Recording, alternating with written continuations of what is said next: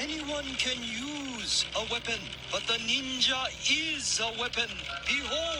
Hey everybody, welcome back to another video, and today I want to talk about NECA's Teenage Mutant Ninja Turtles Last Ronin Leonardo. Now, before we get into taking a look at this figure or talking about the box or anything else, I just want to say Happy New Year to everybody. Hopefully everybody had a great holiday and a healthy one. Now, with that being said, here's Leonardo in the box. And then here's some side art right here on the side, some promotional pictures on the back, the Last Ronin, and then of course, in NECA fashion, open it up, there's a picture of Leonardo and the figure. Let's get this guy out of the box, and let's talk about him.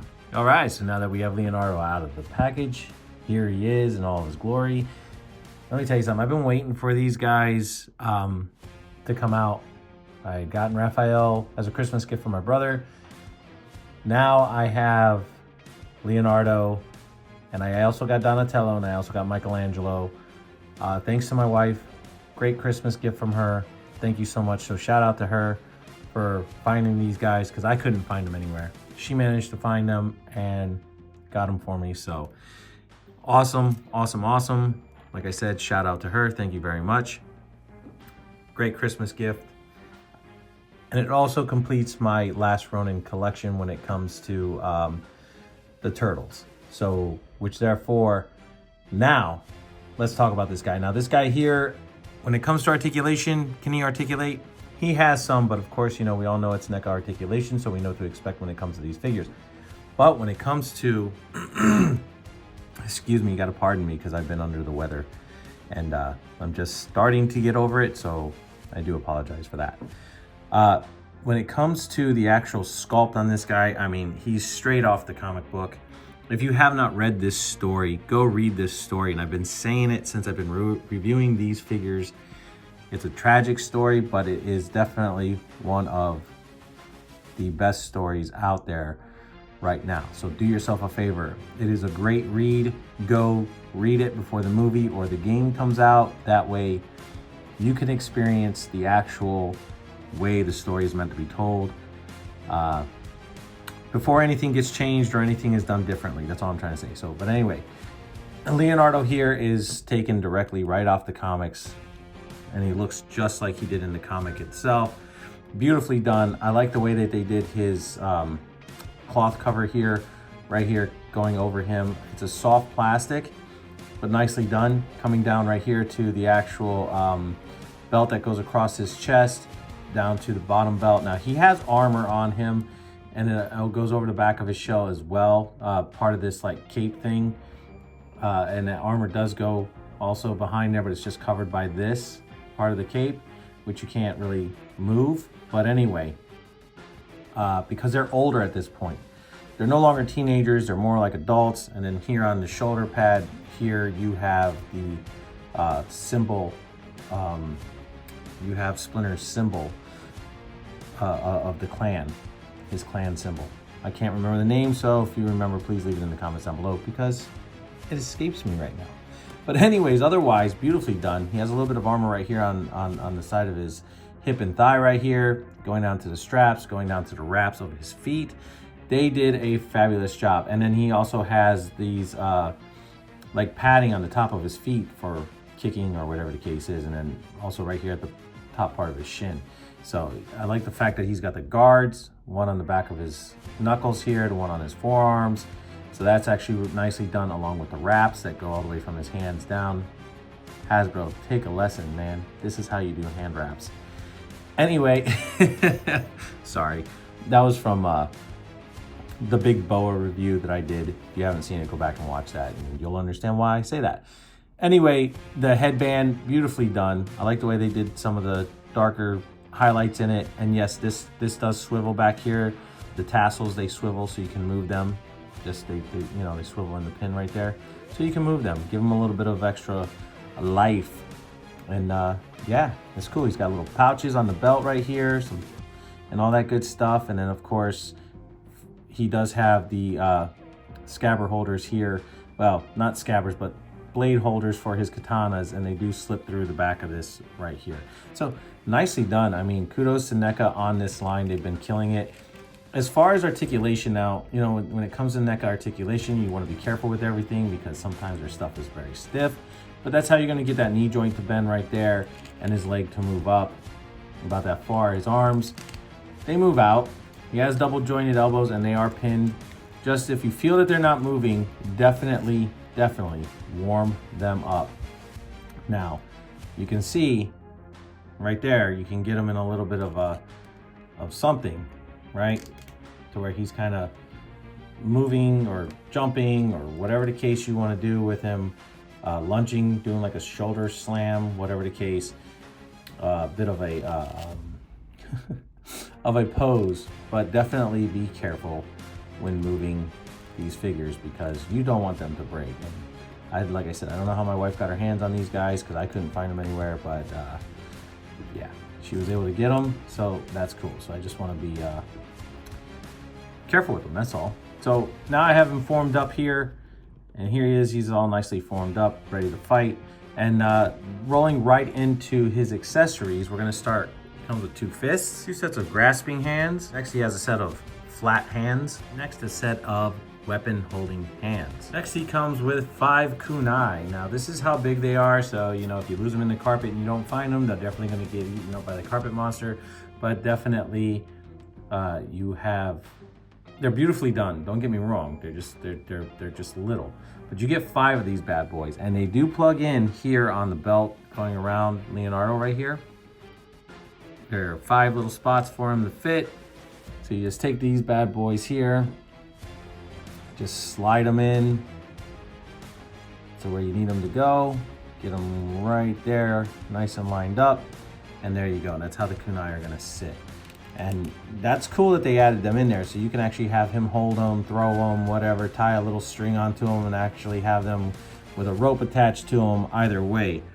But I thought that was pretty cool that they added that in there. Next we have Leonardo's katanas, and they did a beautiful job with these. I love the way that they did the yellow here on the hilt, the handles nice brown, and on the butt stock here, or whatever you want to call it, on the bottom part of the hilt, you have, or the pommel I guess you would call it, you have yellow, and then of course you have the blades. Now these are a little smaller than what I'm used to. I'm used to them being just a tad bit longer, or even like the one that came with the last Ronin, that katana was a little bit thicker. But nonetheless, they're really cool. And if you take these bad boys, and I'd be careful with them, just kind of slowly move them in and out. The fingers are a little soft, so you can move them. But just to show this off, right here they slide in. You want to lift this up just a tad bit so you can actually see how they're going to slide into the back right here, right? So then you take this other one, pop it out. Just do this real quick. Take this bad boy here. Once again, nice and easy. I know I took them out of the opposite hand or whatever the case, but I'm going to slide these in here nice and easy. Watch out for his headband because that does adjust. And you can slide them in right there. There you go. So when he goes and he pulls his sword, actually, if I put them in the right way, they would be like this. Okay, so that's how they should be, right? So when he pulls it, the blade's facing downward, forward, the way it's supposed to. When he draws it out, and he pulls it this way. So yeah, and they just slide, like I said, you just slide right in there. Nice and neat, lift it up, take a look, there you go. But otherwise, I think they did a beautiful job with them. And as you can see, he can hold them no problem whatsoever. And next I want to talk about Leonardo's alternate head. Now let me tell you something. You have a face sculpt that, depending on how you move his head, is what's going to give you the actual look of either concern. Right there, it's almost kind of a concerned look, or an angry look, which is kind of right there. So you're getting a lot of expression. That was the word I was looking for. Words are hard for me today, so I do apologize. But anyway, you do get a lot of expression just in this one head sculpt alone, because you get a concerned look, you can get an angry look, you can just get, you know, a worried look, or just in a focused battle type look. that you can get with just a one head sculpt. I mean, they did a fabulous job. Now, I'm not going to go into telling on exactly what happened in this story. You guys are going to have to go read it for yourselves. As many times as I'd like to turn around and spoil that story and just come out and say, hey, this is what's happened and this, that, and the other, I'm not going to. As much as I'd like to, I'm still not going to. But here he is holding his katanas, and that's just a great pose right there. I like that a lot. I think it goes really good for him, even with these smaller katanas, right? So he has them kind of in front of him, kind of in a guard stance, and he looks good. And then if you turn his bandana here, you can turn it to the side to give it a little bit more oomph. To either side, you can turn it, right? Depending on how you want it to look, more straight out, more relaxed, whatever the case it may be that you want to get. I would just be careful turning it because, you know, sometimes it feels like it gets a little stuck. This head sits up a little bit further than the other one sits kind of lower. And just so you know, when I took the head sculpt off, the alternate head off, this does move forward, but it's glued in right here in the front. So just be careful that you don't, you know, tear that thing off trying to remove it because it is glued on there. But anyway, that is a nice pose. So with that being said, now that we've looked at all of his accessories and we've gone over some of his articulation, we've taken a look at the sculpt and the paint and everything else, let's take a look at how he compares to some other figures that I have out. Here's how Leonardo compares to the NECA Last Ronin Damaged Last Ronin. And here is how Leonardo compares to the best yet San Diego Comic-Con exclusive Dark Leonardo. And here's how Leonardo compares to the NECA Teenage Mutant Ninja Turtles Karai as the Shredder. And here's how Leonardo compares to the Teenage Mutant Ninja Turtles 90s movie Tatsu. All right, so now you see how he compares to a couple other figures that I had out, and as you can see, he fits very well with them. Regardless if it's comic book version, movie version, he still fits well with these characters. You can put him in any line that you want to put him into if you choose to do so. That is your choice. But is this guy worth picking up to finish your Last Ronin collection, to have your brothers together? Absolutely. Let me tell you something. This story is the way Teenage Mutant Ninja Turtles should have always been done. Now, granted, I understand to bring them to mainstream, to get them out of obscurity, so to speak, back then when Playmates took over and gave them their color bandanas, all right, instead of them all being red, and they took them from being these crazy assassins and made them into these pizza-loving characters. Just so you understand, in the original comic books, they were never pizza-loving characters. Even in The Last Ronin, they're still not pizza-loving characters, but they are battle-hardened assassins, ninjas that, you know, are fighting the fight. But you have to read the story to see how it turns out, because it is definitely one of the stories that not only is taking you on a great adventure in the mythos of the Teenage Mutant Ninja Turtles, but it is also a tragic one at that. So it's definitely worth picking up and reading. These characters are definitely worth picking up. NECA has done a fabulous job with these Last Ronin figures and other turtle figures as well. I mean, yeah, could we have used a little bit of cloth goods when it comes to that? Sure. Is it a big deal that it's not? Not really, because it doesn't hinder anything really. I mean, considering the fact that the articulation when it comes to these figures, it is what it is. But for posing them on the shelf and putting them how you want and having them all together, that's going to be absolutely beautiful. And also, the sides of the boxes, they do create a collage when you put them together. So definitely, if you're one of those collectors that keeps them in box, or if you're just keeping the box and you want to put them all together on the shelf side by side, and you'll get a whole nice mural of the Last Ronin right there. So absolutely awesome. So guys, this is my review on the Teenage Mutant Ninja Turtles Last Ronin Leonardo. I hope you guys enjoyed it. I hope you guys are having a fabulous new year so far to start, despite of all the bad things that are going out there in the world.